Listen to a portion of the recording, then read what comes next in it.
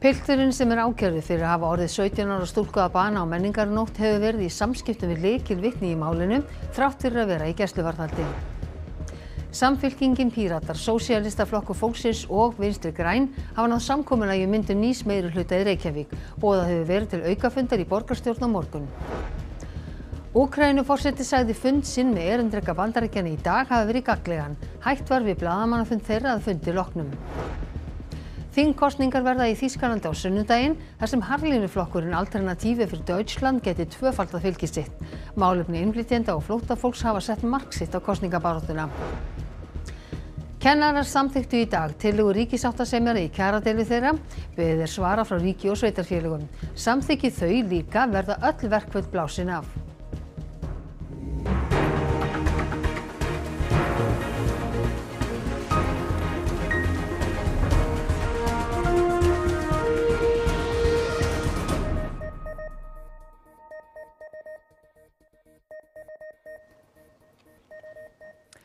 Komið sæl. Ökumaður steypubifreiðar lést í umferðarslysi á Þingvallavegi við Álftavatn klukkan 9:30 í morgun. Maður var einn í bílnum. Ekki hafa fengist upplýsingar tildrög slysins og rannsókn á frumstigi.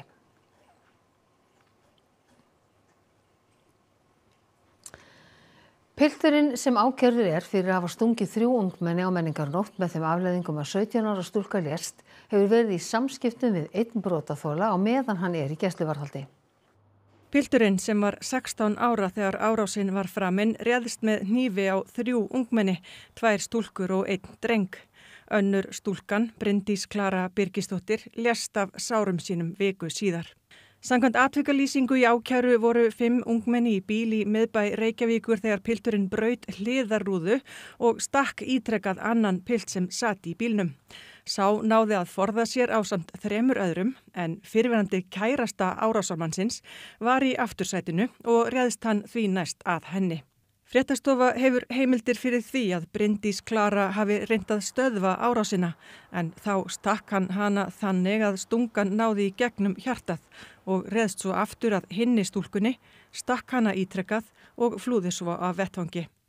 Pilturinn hafði aldrei áður hitt Bryndísi Klöru. Árásin bindist gegn fyrrverandi kærustunni en þau hefðu hætt saman nokkrum dögum fyrr. Hann gat fylgst með ferðum hennar gegnum staðsetningarforrit og heimildir fréttastofu herma að hann hafi þennan dag flett upp staðsetningu hennar næstum 150 sinnum. Þau eru bæði undir lögaldri. Samkvæmt heimildum fréttastofu hefur pilturinn verið í samskiptum við stúlkuna frá því fyrir jól, þrátt fyrir að hann sé í gæsluvarðhaldi, en stúlkan ekki einungis brotaþoli í málinu, heldur einnig lykilvitni.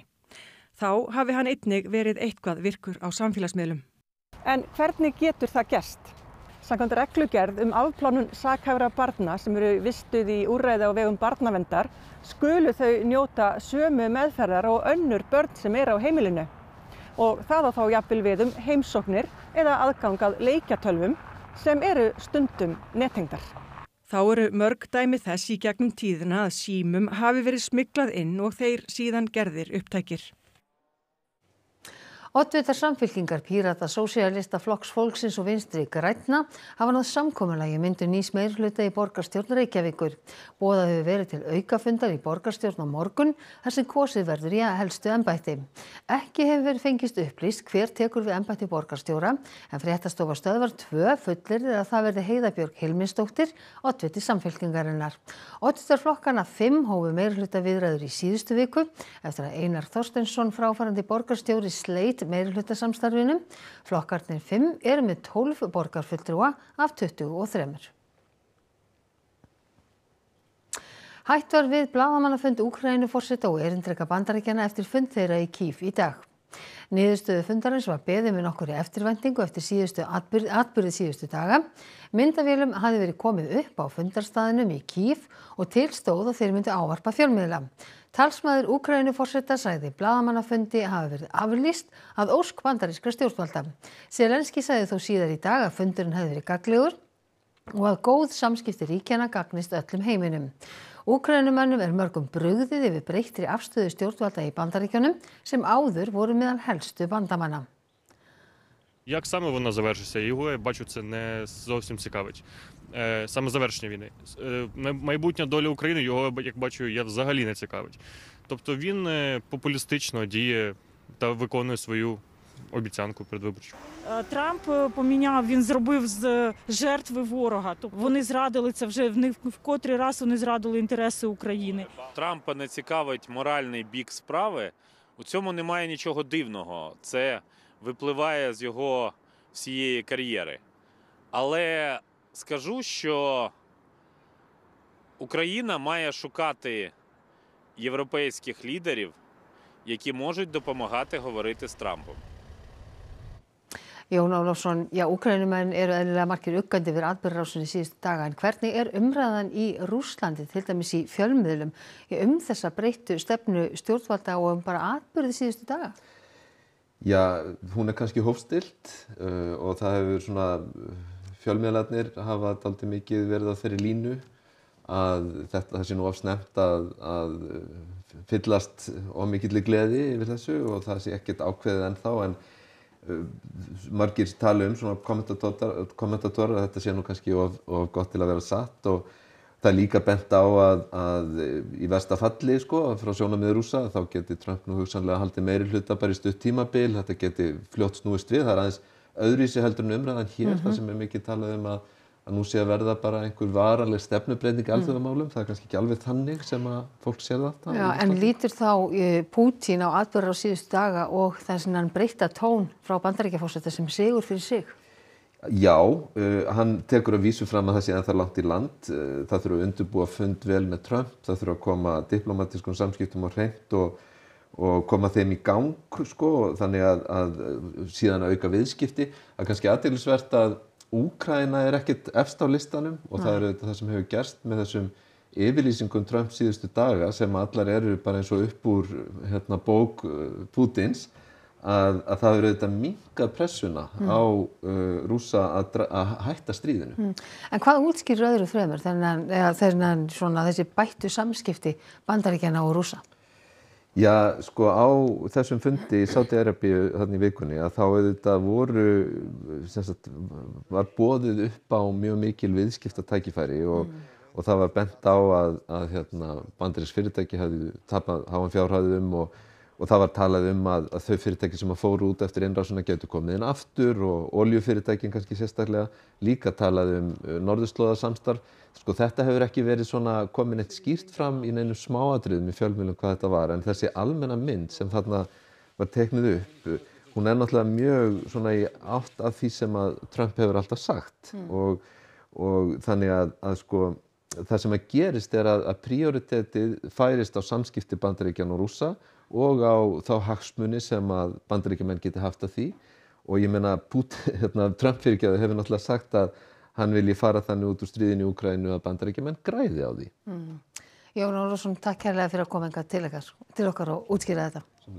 Og úr stjórnmálunum í Rússlandi og Úkraínu á Alþingi, þar sem Magnús Geir Eyjólfsson en þessi mál hafa líka verið rædd á Alþingi í dag og hver eru viðbrögð þingmanna? Já, það má eiginlega segja að þeir séu svona fóta sig í nýjum veruleika og bregðast við þessari breyttu heimsmynd, svo má segja. Bandaríkin hafa náttúrulega verið okkar nánasti bandamaður síðan í síðari heimsstyrjöld og Ísland á mikið undir, mikið í varnarmálum og ekki síður í viðskiptum. Þingmönnum brugðið vegna þessar nýju stefnu Bandaríkjastjórnar sem beinlínis hefur lagst á sveif með Rússum í þessu innrásarstríði. Það líka uppi áhyggjur af bara mannréttindi og lýðræði í Bandaríkjunum, en hér svona stigið varlega til jarðar, kannski í þeirri von það þegar uppið staðið að þá verði Bandaríkin áfram, bandamaður. En nú flutti utanríkisráðherra þinginu skýrslu eftir hádegi í dag öryggi og varnir Íslands. Hver voru skilaboð ráðherrans?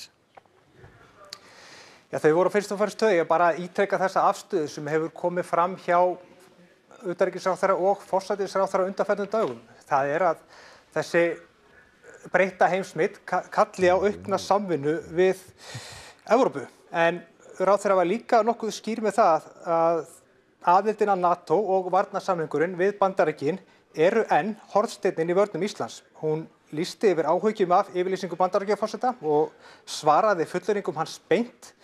Hún sendi líka stjórnarandstöðunni skilaboð að þetta mál sé stærra en svo að það skuli nota í pólitískum tilgangi og að þessi breytta heimsmynd kalli á það að Ísland, rétt eins og önnur Evrópuríki, þurfa að verja meiri fjárhæðum í varnarmál. Það kallar óhjákvæmilega á aukin framlög til öryggis- og varnarmála enda standa engin rök til þess að við getum skorast undan í þeim efnum, ekki frekar en önnur bandalagsríki. Það blasir við að án þátttöku Úkraínu og Evrópu allrar verður ekki hægt að tryggja varanlegan og réttlátan frið. Pútín ber ábyrgð á þessu stríði. Rússland árásaraðilinn. Úkraínuforseti lýðræðislega kjörinn þó kosningum hafi verið frestað vegna stríðsins og við höfum áður upplifað það í sögunni meðal annars í seinni heimsstyrjöld hjá Bretum. Pútín hins vegar ekki lýðræðislega kjörinn. Nú ekki tíminn til þess að grafa undan sameinaðri Evrópu, allri Evrópu. Þá hættum við því að standa eftir ein á gríðarlega viðkvæmum tímapunkti. Þetta vil ég biðja þingheim að hafa í huga. Já, þetta var utanríkisráðherra í umræðunni í dag og henni var mjög tíðrætt samstöðu. Þótt samstaðan hafi nú ekki alltaf verið í forgrunni í þingsali í dag, þá var nokkur samhljómur meðal þeirra þingmanna sem tóku þátt í þessari tilteknu umræðu. Höldum áfram þessari samstöðu og þessari fullvissu að það hefur gagnast okkur vel. Auðvitað eigum að viðhalda samstarfinu við Norðurlöndin og ítrekka og bæta og dýpka og auðvitað eigum að taka samtali við Evrópu þegar það á við, en varnarsamningurinn og aðildin að NATO, það grunntónninn. Það jákvætt hversu vel hefur verið hlúð að málaflokknum öryggis- og varnarmálum undanfarin ár undir forystu sjálfstæðismanna og að framlög til hans hafi hækkað. Við stöndum enda frammi fyrir fordæmalausum áskorunum við að verja sameiginleg gildi, frelsi, mannréttindi og lýðræði og við megum ekki missa sjónar á því. Það skiptir máli, virðulegur forseti, að Ísland hafi réttar upplýsingar og haldi samskiptaleiðum opnum við aðrar þjóðir, óháð pólitísku landslagi hverju sinni. Já, þetta var umræðan miðjan dag í dag en þingfundur hefur staðið yfir frá klukkan 10:30 í morgun og þessa stundina verið að ræða rammaáætlun. Þetta hófst allt á óundirbúnum fyrirspurnatíma þar sem böndin beindust fyrst og fremst að Ingu Sæland og styrkjamálum Flokks fólksins. Og hún þurfti nú að svara ágengum spurningum stjórnarandstæðinga, svaraði þeim nú ekki öllum, en sagði þó að Flokkur fólksins ætti rétt á öllum þeim styrki sem hann hefur fengið og hún býst við því að styrkirnir fyrir þetta ár verði greiddir út þegar landsfundurinn hefur gengið frá sínum málum, en landsfundurinn núna helgina. Þingfundurinn tók svo frekar óvænta stefnu eftir fyrirspurnatímann því næsta mál á dagskrá var EES-mál áfasta plasttappa á drykkjarílátum. Flestir hefur nú gefið sér að þetta mál tæki nú skamman tíma í umræðu en svo var aldeilis ekki því umræði stóðu yfir í nærri 5 klukkustundir og það voru stjórnarandstæðingar sem fyrst og fremst héldu uppi þeim umræðum.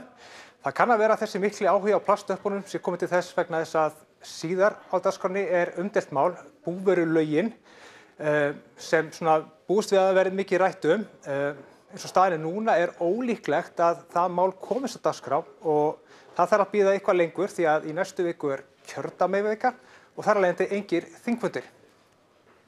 Takk fyrir þetta Magnús Geir Eyjólfsson á Alþingi og við snúum okkur að öðrum.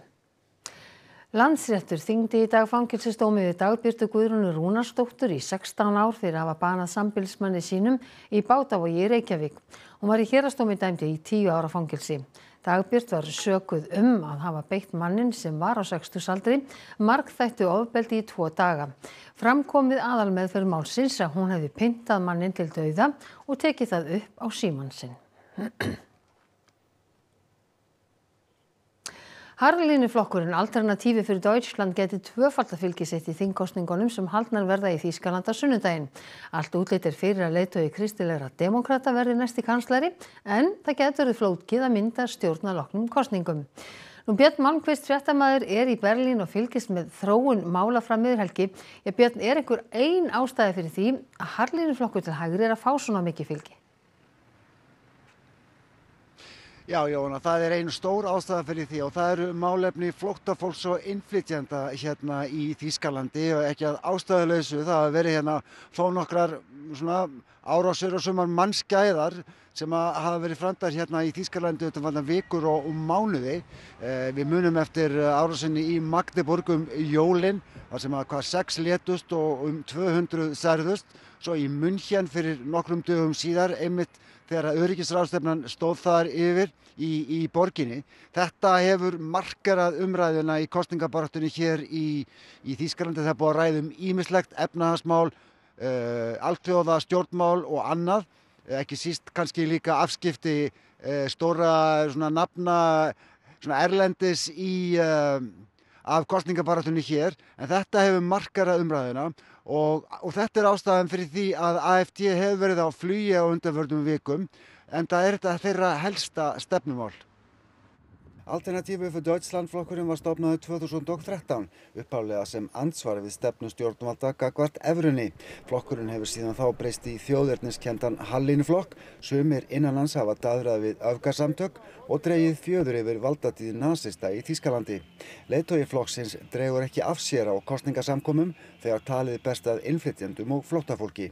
Sozialleistungen für nicht aufenthaltsberechtigte streichen und Rückführung im großen Stil durchführen. Und ich muss Ihnen ganz ehrlich sagen, wenn es dann Remigration heißen soll, dann heißt es eben Remigration. AfD mælist núna með og yfir 20% fylgi í könnunum, sem helmingi meira fylgi en árið 2021 þegar síðast var kosið til þýska þingsins. Sósíaldemókratar, flokkur núverandi kanslara, tapa verulegu fylgi, en kristilegir demókratar hafa bætt við sig. Leiðtogi þeirra verður að líkindum næsti kanslari. En farið þetta svona getur flókið fyrir hann að mynda starfhæfa meirihlutastjórn. Die Frage allerdings, wie viel wir jenseits der AfD in Zukunft durchsetzen können. Die Antwort auf diese Frage hängt von einem ganz einfachen Wort ab. Das Wort lautet Abstand. Wie viel Abstand haben wir zu allen anderen Parteien? Björn Malmquist í Berlín, hvað var Friedrich Merz að meina með þessu? Ja, það má túlka orðans þannig að hann að vonast eftir því að litlu flokkarnir á þýska þinginu tapi þannig fylgi að þeir komist ekki inn og fá ekki þingsæti, sem að þýðir þá að græningjar og sósíaldemókratar verða stærri og hann getur þá mögulega valið á milli annarkvort sósíaldemókrata eða græningja, af því að hann vill ekki þurfa að mynda 3 flokka stjórn. Hann horfir upp á stjórn Olafs Scholz síðustu árin sem að gekk ekki mjög vel og sprakk eins og við kannski munum í desember, sem jú ástæðan fyrir því að það eru kosningar núna en ekki næsta haust. Við fylgjumst áfram með hérna í Berlín og í nágrenninu næstu daga og svo að sjálfsögðu á sunnudaginn. Þá má búast við fyrstu útgönguspám klukkan 5 á sunnudaginn. Takk fyrir það, Björn Malmquist í Berlín, og þú stendur vaktina sjálfsögðu áfram. En við snúum okkur að enn öðru. Ríkissáttasemjari lagði fram innanhústillögu í kjaradeilu kennara við ríki og sveitarfélög. Boðað hafði verið til verkfalla á morgun. Haukur Hólm, fréttamaður, hjá embætti ríkissáttasemjara. Hvað þýðir þetta fyrir deiluna sjálfa, Haukur? Já, það kemur ekki ljós fyrir klukkan 10 í kvöld, hvort að verkfallum til dæmis á morgun verður frestað, en það dró svo sannlega til tíðinda klukkan 4 í dag þegar að ríkissáttasemjari tilkynnti að hann hefði lagt fram innanhústillögu. Þetta er 3. innanhústillagan í þessari deilu, en þessi 3. frábrugðin þeim fyrri að því leyti að hún lögð fram með samþykki allra 3 deilenda. Ríkissáttasemjari vildi ekki fara í smáatriði á deilunni því að deilendur eru að fara yfir hana, en sagði þó að í henni væri tekið á uppsagnarákvæðum, launum og fleiru. Það er byggt á því að þetta kjarasvið verði lagt í tiltekið ferli sem áður hefur verið lýst opinberlega og er svona tvíþætt. Það er annars vegar, við köllum þetta virðismatsferli, og það felur annars vegar í sér svona eiginlegt virðismat eða stigamat á virði þeirra starfa sem þarna eiga undir. Og hins vegar er gert ráð fyrir verkstýrðu ferli, verkáætlun, þar sem aðilarnir munu koma sér saman, ef að Guð lofar, ýmsa þætti sem að varða launamyndunar þætti og vinnutíma fyrirkomulag og ýmislegt fleira. Og nú er boltinn þá hjá deilendum og kennarar. Þeir þurftu ekki langan umhugsunarfrest til að gera sína afstöðu kunna. Já, við ákváðum það hér á fundi. Þessi tillaga hefur verið í umræðu síðustu dagana Þannig að við töldum það bara, núna bara, já svona, formlegheitin svo sem búin að vera styttri tíma. Við erum búin að fá að vita innihald hennar í smá tíma. Þannig að já, við teljum tillöguna að vera ásættanlega fyrir okkar félagsfólk. Hafið þið tekið afstöðu til þessarar innanhústillögu ríkissáttasemjara? Nei, nú verður hún borin undir stjórn Sambands íslenskra sveitarfélaga á fundi í kvöld og við munum svara fyrir klukkan 10 á fundi loknum. Ertu bjartsýn? Já, nú bara sjáum við til. Það svolítið í höndum stjórnar núna að ákveða, taka endalega ákvörðun.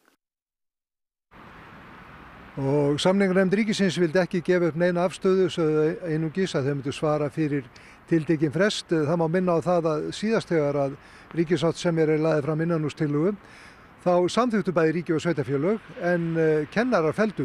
Hvort þetta snýst við núna eða allir verða samferða, það kemur í ljós. En í það minnst að klukkan 10 í kvöld þá liggur fyrir hvort að verkföll skella á morgun og við eða ekki og við fylgjumst að sjálfsögðu með því. Takk fyrir það Haukur Hólm fyrir utan húsakynni ríkissáttasemjara. Þetta kemur semst allt í ljós síðar í kvöld. Lögreglan var kölluð til í dag vegna rútu sem var ekið ólöglega inn á túnið fyrir framan Höfða í Reykjavík. Rútan festist og miklar skemmdir urðu á grasinum. Eigandi rútufyrirtækisins ME Travels sagði í samtali við Fréttastofu að bílstjórinn hefði verið óreyndur og talið sig geta snúið rútunni við á túninu. Fyrirtækið axli fulla ábyrgð og muni bæta tjónið, kalla þurfti á kranabíl til að losa rútuna. Rútunni hefði áður verið ekið miðborg Reykjavíkur þar sem umferð stóra ökutækja bönnuð. 26 farþegar voru í rútunni, allt erlendir ferðamenn. Og í Kastljósi í kvöld verður fjallað eina algengustu orsök banaslysa í umferðinni hér á landi, að ökumenn sofna undir stýri. Yfirmaður lögreglunnar á Vestfjörðum segir frá slysi sem varð í Skötufirði árið 2021, þar sem kona og 1 árs gamalt barn létust, en talið að þreyta ökumannsins hafi orsakað slysið. En Ágúst Mogensen, fyrrum forstöðumaður rannsóknarnefndar umferðarslysa, verður gestur þáttarins. Og veðrið, það verður allhvasst á Vestfjörðum og austanland seint í kvöld en það dregur úr vindi með morgninum. Suðaustan 5 til 13 metrar á sekúndu eftir hádegi á morgun og væta öðru hverju en úrkomin lítið norðanlands. Það fer að rigna austan til síðdegis og hiti breytist lítið. En Birta Líf Kristinsdóttir veðurfræðingur fer nánar yfir horfur næstu daga að loknum íþróttafréttum sem Þorkell Gunnar Sigurbjörnsson sér í kvöld. Íslenska karlalandsliðið í körfubolta gat nú undir kvöld tryggt sér sæti í lokakeppni Evrópumótsins í fyrsta sinn í 8 ár. Til þess þurfti Ísland að ná hagstæðum úrslitum gegn Ungverjum. Kvennalandslið Íslands í fótbolta hefur leik í þjóðadeild Evrópu á morgun. Íslenska liðið sækir þá Sviss heim. Og HM í skíðaskotfimi hélt áfram og í dag var keppt í parakeppni. Íþróttir hér eftir fréttir. Og það var helst í þessum fréttatíma að pilturinn sem ákærður fyrir að hafa orðið 17 ára stúlku að bana á menningarnótt hefur verið í samskiptum við lykilvitni í málinu þrátt fyrir að vera í gæsluvarðhaldi. Samfylkingin Píratar, Sósíalistaflokkur fólksins og Vinstri græn hafa náð samkomulagi myndun nýs meirihluta í Reykjavík. Boðað hefur verið til aukafundar í borgarstjórn á morgun. Úkraínuforseti sagði fund sinn með erindreka Bandaríkjanna í dag hafi verið gagnlegan, hætt var við blaðamannafund þeirra að fundi loknum. Þessum fréttatíma að ljúka og nú komið að íþróttum, veðri og Kastljósi. Næstu fréttatímar eru í útvarpi og sjónvarpi klukkan 10 í kvöld og nýjustu fréttir má alltaf finna inn á ruv.is. En við á fréttastofunni ætlum að segja þetta gott að sinni. Verið sæl.